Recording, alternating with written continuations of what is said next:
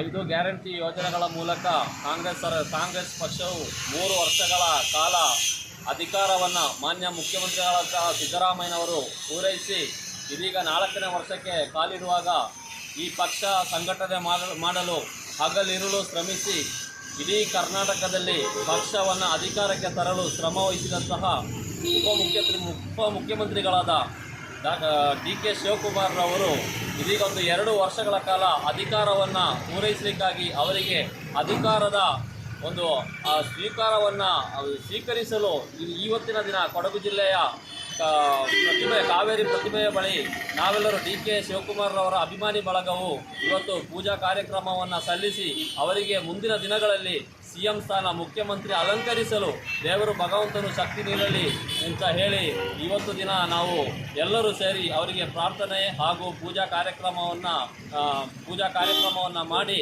ಇದೀಗ ಅವರಿಗಾಗಿ ಎಲ್ಲರೂ ಪ್ರಾರ್ಥನೆ ಮಾಡಿದ್ದಾರೆ.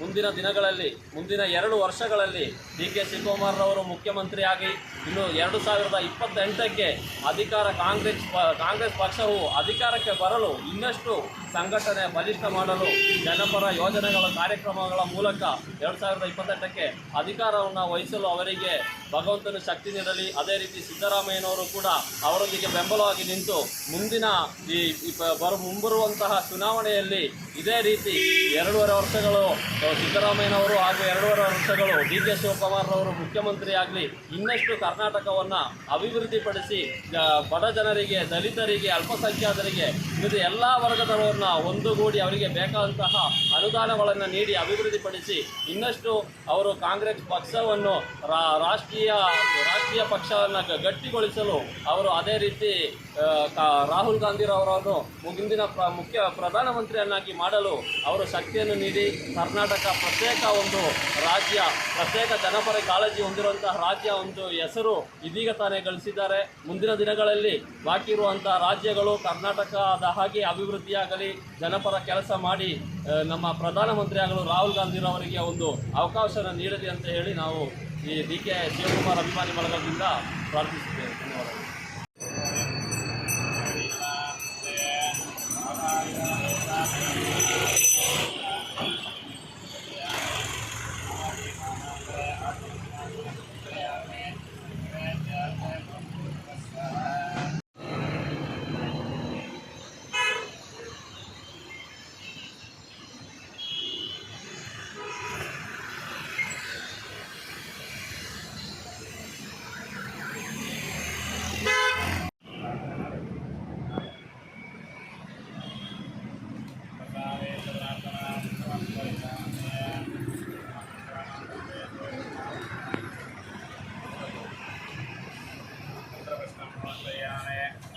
प्रदक्षिणं नमस्कारान् समर्पयामि, समर्पयामि।